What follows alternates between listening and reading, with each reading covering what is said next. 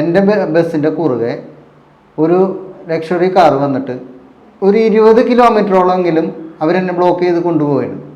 ഫേസ്ബുക്കിലോ ഇൻസ്റ്റാഗ്രാമിലോ വന്ന ഒരു സംഭവം നിങ്ങളെല്ലാവരും ഒട്ടുമിക്ക ആൾക്കാരും കണ്ടിട്ടുണ്ടാവും. ഒരു ഫാമിലി, ആ കാറിലുള്ള ഫാമിലി എന്നെ ബ്ലോക്ക് ചെയ്ത് കൊണ്ടുപോകണം. അതിൻ്റെ മുന്നിൽ പോകുന്ന കാറുകാർ ഇത് വീഡിയോ എടുത്തിട്ട് ഇട്ടിട്ടുണ്ടായിരുന്നു. ഞാനൊന്ന് ചോദിച്ചോട്ടെ, അവർ എന്നെ കടത്തി വിടാതെ പോകുമ്പോൾ ഞാൻ അതിൻ്റെ പുറകെ തന്നെ പോകണോ? നിങ്ങളുടെ ഒരു ജോലി ചെയ്യുന്ന സമയത്ത് നിങ്ങളുടെ തൊഴിലിനെ തടസ്സപ്പെടുത്തി കഴിഞ്ഞാൽ അതിൻ്റെ ഉടമ വന്നിട്ട് നിങ്ങളുടെ ജോലി സമയത്ത് നിങ്ങൾ ജോലി ചെയ്തിട്ടില്ല എന്ന് നിങ്ങളെ ചീത്ത പറയുമ്പോൾ നിങ്ങൾ അതിനകത്ത് സന്തോഷിക്കുക, അല്ലെങ്കിൽ മറ്റുള്ളവർ അത് കണ്ടിച്ചിരിക്കുന്നതാണോ? അതാണ് സന്തോഷം. അതാണ് നമ്മുടെ നാടിൻ്റെ ഒരു സംസ്കാരം. എൻ്റെ പേര് ആൻ്റണി എന്നാണ്. ഞാനൊരു ബസ്സിലെ ഡ്രൈവറാണ്. ഏകദേശം ഒരു 95 മുതൽ ഞാൻ ബസ്സിൽ ജോലി ചെയ്യുന്ന ആളാണ്. അപ്പോൾ കഴിഞ്ഞ ദിവസം ഈ മലയാളം ചാനലിൻ്റെ ഒരു വീഡിയോ ഞാൻ കാണാനിടയുണ്ടായി. അപ്പോൾ അവർ ഒരുപാട് കാര്യങ്ങൾ പറഞ്ഞെങ്കിലും ഒരുപാട് കാര്യങ്ങൾ ഇനിയും പറയാനായിട്ടുണ്ട് എന്നെനിക്ക് തോന്നി. അപ്പോൾ ഇവരായിട്ട് ബന്ധപ്പെട്ട് എനിക്കൊരു പ്ലാറ്റ്ഫോം ഇവർ തയ്യാറാക്കി തന്നതിൻ്റെ പേരിൽ ഞാനും എൻ്റെ ജീവിതത്തിൽ വന്നിട്ടുള്ള എൻ്റെ ഈ ഡ്രൈവർ ഫീൽഡിൽ വന്നിട്ടുള്ള കുറച്ച് കാര്യങ്ങൾ നിങ്ങളായിട്ട് പങ്കുവെക്കാനായിട്ട് ഞാൻ ആഗ്രഹിക്കുകയാണ്. ബസ്സുകാർ ആർക്കും ഇഷ്ടമില്ലാത്ത ഒരു ആളുകളായിട്ടാണ് ഇപ്പോൾ പൊതുവേ കണ്ടുവരുന്നത്. ഒരു 10 ദിവസം ബസ്സില്ലെങ്കിൽ നമുക്കറിയാം നമ്മുടെ നാടിൻ്റെ അവസ്ഥ. ജോലിക്ക് പോകുന്ന ആൾക്കാർ, സ്കൂൾ പിള്ളേരാണെങ്കിലും ടീച്ചേഴ്സാണെങ്കിലും നാട്ടിലെ ബിസിനസ് കാര്യങ്ങൾ എല്ലാ മേഖലയിലെയും ബാധിക്കുന്ന ഒരു കാര്യമാണ് ബസ്സിൻ്റെ ടൈമിങ്. വളരെ കൃത്യമായിട്ട് പോകാൻ വേണ്ടി ബസ്സുകാർ ഒരുപാട് കാര്യങ്ങൾ അവർ റിസ്ക് എടുത്തിട്ടാണെങ്കിലും ഇപ്പോൾ ഒരു വഴി ബ്ലോക്ക് ആണെങ്കിലും അടുത്ത വഴി കണ്ടുപിടിച്ച് അവരതിലേ പോയിട്ട് സമയം കറക്റ്റ് ചെയ്യും. ഒരു ഡ്രൈവർ എന്ന് പറയുമ്പോൾ രാവിലെ എണീക്കുന്ന സമയം മുതൽ വാച്ചും അതുപോലെ ദൈവത്തിനും വിളിച്ചിട്ട് ഒരുമിച്ചാണ് കാര്യങ്ങൾ കൊണ്ടുപോകണം. ഒരേ ടൈമിംഗ് ആയിരിക്കുള്ളൂ. നേരെയുള്ളൊരു ശ്വാസം വലിക്കാനായിട്ട് അവർക്ക് പറ്റില്ല. കാരണം തീയാണ്, മനസ്സിൻ്റെ ഉള്ളിൽ തീയാണ്, സമയത്തിന് പോകണം.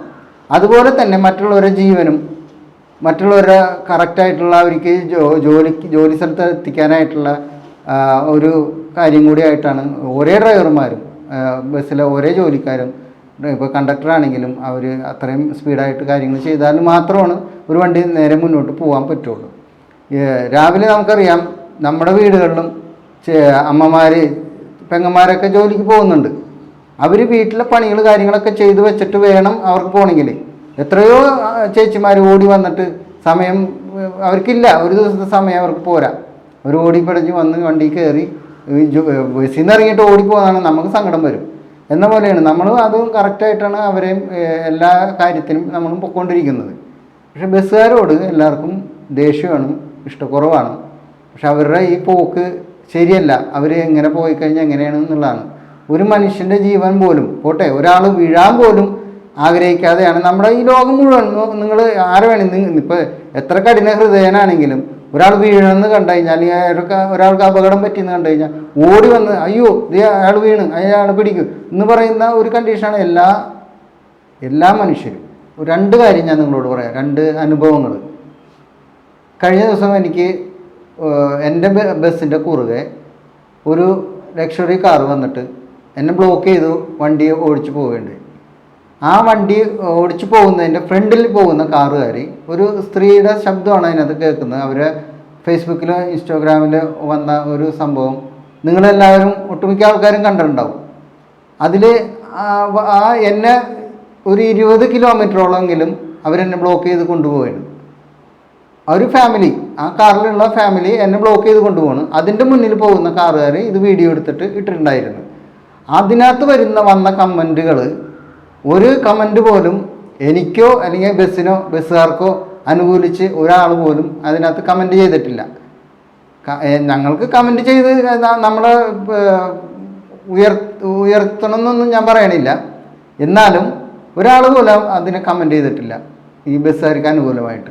ഞാനൊന്ന് ചോദിച്ചോട്ടെ, ഈ ബസ്സിൽ പോകുന്നത് 100-150 പേരാണ്, ആ കാറിൽ പോകുന്നത് 4-5 പേരാണ്. ഈ 5 പേരുടെ സമയം അവർക്ക് ഇഷ്ടം പോലെ ഉണ്ടാവും. എന്നെ സംബന്ധിച്ച് ഈ 150 പേരോളം ഇരിക്കുന്ന അവരെ ഉത്തരവാദിത്വത്തോടു കൂടി അവർ വീണ്ടും പല സ്ഥലങ്ങളിലേക്ക് വീണ്ടും വേറെ ബസ്സിൽ കയറി പോകേണ്ട ആൾക്കാരാണ്. അപ്പോൾ അവരെ കൊണ്ടുപോകാനോ അതല്ലെങ്കിൽ ഈ 5 പേരുടെ സൗകര്യത്തിന് ഞാൻ അവരെ പുറകെ തന്നെ അവർ എന്നെ കടത്തി വിടാതെ പോകുമ്പോൾ ഞാൻ അതിൻ്റെ പുറകെ തന്നെ പോകണോ? ഇതിനെതിരെ ഒരാൾ പോലും എനിക്ക് വേണ്ടിയിട്ട് ഒരാൾ പോലും നല്ല കമൻറ്റ് പറഞ്ഞില്ല. അതിലെനിക്ക് സങ്കടമില്ല. പക്ഷെ ഒരു കാര്യം ആലോചിക്കുക, നിങ്ങളുടെ ഒരു ജോലി ചെയ്യുന്ന സമയത്ത് നിങ്ങളുടെ തൊഴിലിനെ തടസ്സപ്പെടുത്തി കഴിഞ്ഞാൽ, നിങ്ങൾ എന്ത് ജോലിക്കാരാവട്ടെ, നിങ്ങളുടെ ജോലിനെ തടസ്സപ്പെടുത്തി കഴിഞ്ഞാൽ നിങ്ങളതിനകത്ത് സന്തോഷിക്കൂ? അതിൻ്റെ ഉടമ വന്നിട്ട് നിങ്ങളുടെ ജോലി സമയത്ത് നിങ്ങൾ ജോലി ചെയ്തിട്ടില്ല എന്ന് നിങ്ങളെ ചീത്ത പറയുമ്പോൾ നിങ്ങൾ അതിനകത്ത് സന്തോഷിക്കുക, അല്ലെങ്കിൽ മറ്റുള്ളവർ അത് കണ്ടിച്ചിരിക്കുന്നതാണോ? അതാണ് സന്തോഷം. അതാണ് നമ്മുടെ നാടിൻ്റെ ഒരു സംസ്കാരം. എന്തിനാണ് നമ്മളെ ഇങ്ങനെ ബ്ലോക്ക് ചെയ്ത് കൊണ്ടുപോകണം? അയാൾക്ക് എന്ത് അതിനകത്ത് ഗുണം കിട്ടി? കുറേ കഴിഞ്ഞപ്പോൾ അയാളുടെ ഇഷ്ടത്തിന് അങ്ങോട്ട് പോയി. ഞാൻ പിന്നെ ആ സമയം വൈകിയ സമയം ഞാൻ വീണ്ടും എൻ്റെ ടെൻഷൻ ഒന്നുകൂടി കൂട്ടിയിട്ട് ഞാൻ ആ വാഹനം ഓടിക്കേണ്ടത്. എനിക്ക് പോയിട്ട് തിരിച്ചു പോരണം. ഈ ജനങ്ങളെ അവിടെ ഇറക്കിയിട്ട് എനിക്ക് വീണ്ടും തിരിച്ചു പോരണം. എൻ്റെ ടൈം, എൻ്റെ സമയത്തിന് എനിക്ക് തിരിച്ചു പോരണം. ഇതൊന്നും ആളുകൾ മനസ്സിലാക്കുന്നില്ല. അതുപോലെ തന്നെ ഇതിൻ്റെ ശേഷം ഒരു അനുഭവം എനിക്കുണ്ടായി. ഞാൻ വാഹനം ഓടിച്ച് വരുമ്പോൾ എറണാകുളത്ത് നല്ല ബ്ലോക്കാണ്. എറണാകുളം പോകുന്ന ആളുകൾക്കൊക്കെ അറിയാൻ പറ്റും. എറണാകുളത്ത് നല്ല ബ്ലോക്കാണ്. ആ ബ്ലോക്ക് സമയത്ത് എനിക്കൊരു 18 മിനിറ്റ് എനിക്ക് ഡിലേ വന്നു. ഈ 18 മിനിറ്റ് ഞാൻ ഇനി ഓട്ടത്തിൽ ഓടിച്ചിട്ട് പിടിക്കണം. 18 മിനിറ്റിനാണ്. ഈ 18 മിനിറ്റിനെ ഓടിച്ചിട്ട് പിടിക്കാൻ അടുത്തൊരു സ്റ്റോപ്പിൽ നിർത്തി ആളുകളെ കയറ്റിയിട്ട് ഞാൻ പിന്നെ കുറച്ച് വീതിയുള്ള വഴിയാണ്, ആ വഴിക്ക് ഞാൻ പോരുന്ന സമയത്ത് എൻ്റെ ഡ്രൈവിങ് ഞാൻ വേഗത്തിൽ പോകുന്ന കണ്ടിട്ട് ഒരു പെട്ടി ഓട്ടോറിക്ഷക്കാരൻ, ആപ്പേ ഓട്ടോറിക്ഷക്കാരന് ഇഷ്ടപ്പെട്ടിട്ടില്ല. അത് ആ നാട്ടിലുള്ള ആളായിരിക്കാം.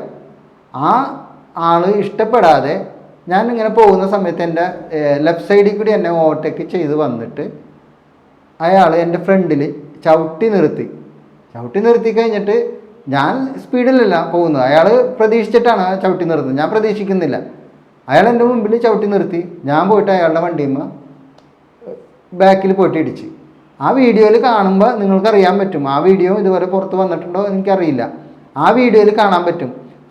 ആ വണ്ടിക്കാരുടെ മുന്നിലും സെൻറ്ററിലാണ്, റോഡിൻ്റെ സെൻറ്ററിലാണ് ആൾ നിർത്തിയത്. ആ വണ്ടിക്കാരൻ്റെ മുന്നിൽ ഒറ്റ വണ്ടികളുമില്ല.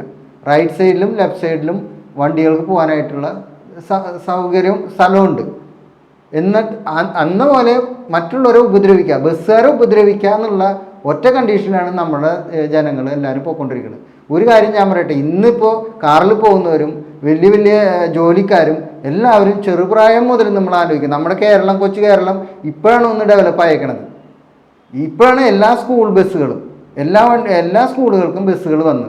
ഞാനൊക്കെ പഠിക്കുന്ന സമയത്ത് 10 പൈസ കൊടുത്തിട്ടാണ് ഞങ്ങൾ ബസ്സിൽ പോണത്. ഈ 10 പൈസ കൊടുത്ത് പോയവരൊക്കെ തന്നെ ആയിരിക്കുള്ളൂ ഇന്നിപ്പോൾ വലിയ വലിയ നിലയിലിരിക്കുന്ന ആളുകൾ. അവർ ചെറുപ്പത്തിലെ കഷ്ടപ്പാടും ദുരിതം അനുഭവിച്ചിട്ടുള്ള ആളുകളൊക്കെ തന്നെ ആയിരിക്കാം. ഇന്നിപ്പോൾ ലക്ഷറി കാറുകളിലൊക്കെ പോകുമ്പോൾ ആ പഴയ കാലം ഒന്ന് ചിന്തിച്ചാൽ നല്ലതായിരുന്നു. എന്തിനാണ് നമ്മൾ മറ്റുള്ളവരെ ബുദ്ധിമുട്ടിക്കുന്നത്? ഇന്നും ഒരു ബസ്സില്ലെങ്കിൽ എന്തോരം പിള്ളേരുകൾ ഇപ്പോഴും ബസ്സിനെ ആശ്രയിച്ച് പോകുന്നവരുണ്ട്. ദൂരയാത്ര പോകുന്നവർ, സ്കൂൾ ബസ്സിൽ പോകാൻ പറ്റാതെ ബസ്സിനെ ആശ്രയിക്കുന്നവരുണ്ട്. ഞാൻ നിങ്ങൾക്ക് വേണ്ടിയാണ് സംസാരിക്കുന്നത്. നിങ്ങൾ ഇപ്പോൾ ഈ എല്ലാ തരത്തിലുള്ള ജനങ്ങളെല്ലാവരും ബസ്സുകാരോട് ആയി വന്നു കഴിഞ്ഞാൽ ഈ സംഭവം നിർത്തലായി പോയാൽ ഇനിയുള്ള കാലങ്ങളിൽ ഒരു 5-6 കൊല്ലത്തിനുള്ളിലൊന്നും ബസ് ഓടിക്കാനായിട്ട് ഡ്രൈവേഴ്സിന് കിട്ടാൻ സാധ്യത കുറവാണ്, വളരെ കുറവാണ്. കാരണം അവരോടുള്ള പെരുമാറ്റവും മറ്റു രീതികളും എല്ലാവരും കണ്ട് മനസ്സിലാക്കി കഴിഞ്ഞു. അപ്പോൾ ഇനിയുള്ള കാലങ്ങളിൽ ചിലപ്പോൾ അതിന് കിട്ടിയെന്ന് വരില്ല. ഇന്നിപ്പോൾ വണ്ടി ഓടിക്കുന്ന ആളുകളൊക്കെ നല്ല വിദ്യാഭ്യാസവും നല്ല യോഗ്യതയുള്ള ചെറുപ്പക്കാരായിട്ടുള്ള ചുറുചുറുക്കുള്ള പിള്ളേരുകളാണ്. വിദേശ രാജ്യങ്ങളിൽ പോയി കഴിഞ്ഞിട്ടുണ്ടെങ്കിൽ എത്ര അവർക്ക് 1.5 ലക്ഷം 2 ലക്ഷം രൂപയൊക്കെയാണ് സാലറി കിട്ടുന്നത്. ഞങ്ങളെപ്പോലെയുള്ള കുറച്ച് പ്രായമായ ആളുകൾ കഴിഞ്ഞാൽ നമ്മുടെ നാട്ടിൽ ബസ്സിന് ഡ്രൈവേഴ്സിന് കിട്ടാത്തൊരവസ്ഥ വരും. കാരണം കംപ്ലീറ്റ് പബ്ലിക് ജനങ്ങൾ ഈ ബസ്സുകാരുടെ മെക്കെട്ടാണ്. അപ്പോൾ അതുകൊണ്ട് അതിന് ഇഷ്ടപ്പെടുന്നില്ല, ആരും ഇഷ്ടപ്പെടുന്നില്ല. ഇങ്ങനെ പോയാൽ നമ്മൾ ഒരു കാര്യം ആലോചിക്കുക, നമ്മുടെ വീട്ടിലെ അമ്മമാർ, പെങ്ങന്മാർ, സ്കൂൾ കുട്ടികൾ ഇവരൊക്കെ ആശ്രയിക്കുന്ന ബസ്സിനെയാണ്. ഏത് ഊടുവഴി കൂടിയും KSRTC ഉണ്ടാവും, നിങ്ങൾക്ക് വല്ല അനുഭവം ഉണ്ടാകും. അപ്പോൾ ഈ സംഭവം നിലനിർത്തണമെങ്കിൽ പബ്ലിക്കായിട്ടുള്ള നിങ്ങൾ, സാധാരണക്കാരായിട്ടുള്ള നിങ്ങൾ ഇതിനെതിരെ എന്തെങ്കിലുമൊക്കെ കാര്യങ്ങൾ ചെയ്താൽ മാത്രമാണ് ബസ്സുകാരുടെ മെക്കെട്ട് കയറാമെന്നല്ല, ഇതിനെതിരെ എന്ന് പറയുമ്പോൾ ബസ്സുകാർക്ക് എന്തെങ്കിലുമൊക്കെ പ്രൊട്ടക്ഷൻ കൊടുത്തെങ്കിൽ മാത്രമാണ് ഇനിയുള്ള കാലങ്ങളിൽ ബസ് ഓടിക്കാനായിട്ട് ഡ്രൈവേഴ്സിന് കിട്ടുള്ളൂ. ഞങ്ങളുടെ കുറേ പ്രശ്നങ്ങളൊക്കെ നിങ്ങൾക്ക് ഏകദേശം മനസ്സിലാവണമെങ്കിൽ മലയാളം ചാനലിൽ ഒരു വീഡിയോ ഇട്ടിട്ടുണ്ട്. അത് നിങ്ങൾ കണ്ടു കഴിഞ്ഞാൽ നിങ്ങൾക്ക് ഒരുപാട് ഞങ്ങളുടെ തൊഴിൽ സഹോദരങ്ങൾ, ഞങ്ങൾ ജോലി ചെയ്യുന്ന സഹോദരങ്ങൾ, ഞങ്ങളുടെ ഒപ്പം ജോലി ചെയ്യുന്ന സഹോദരങ്ങളുടെയൊക്കെ ഒരുപാട് വീഡിയോ അതിനകത്തുണ്ട്. അതെല്ലാം നിങ്ങൾ കണ്ടു കഴിഞ്ഞാൽ നിങ്ങൾക്ക് ഒരുപാട് കാര്യങ്ങൾ മനസ്സിലാക്കാൻ പറ്റും. ഞങ്ങളുടെ ബുദ്ധിമുട്ടുകളും കഷ്ടപ്പാടുകളൊക്കെ നിങ്ങൾക്ക് മനസ്സിലാക്കാൻ പറ്റും. അതൊന്ന് കണ്ടാൽ കുറേ കാര്യങ്ങൾ നിങ്ങൾ ഞങ്ങളോട് ഇതുപോലെ ചെയ്യാനായിട്ട് തോന്നൂല നിങ്ങൾക്ക്. കാരണം ഞങ്ങളുടെ ബുദ്ധിമുട്ടുകളൊക്കെ അതിനകത്ത് പറയുന്നുണ്ട്. ഇതുപോലെ ഒരു പ്ലാറ്റ്ഫോം തന്നതിന് ഞാൻ മലയാളം ചാനലിലെ എല്ലാവരോടും നന്ദി പറയുന്നു. ഒപ്പം ഞങ്ങളെ സപ്പോർട്ട് ചെയ്തുകൊണ്ടിരിക്കുന്ന എല്ലാവർക്കും, ബസ് തൊഴിലാളികളുടെ എല്ലാവരുടെയും പേരിൽ ഞാൻ നിങ്ങൾക്ക് എല്ലാവർക്കും നന്ദി പറയുന്നു. നന്ദി, നമസ്കാരം.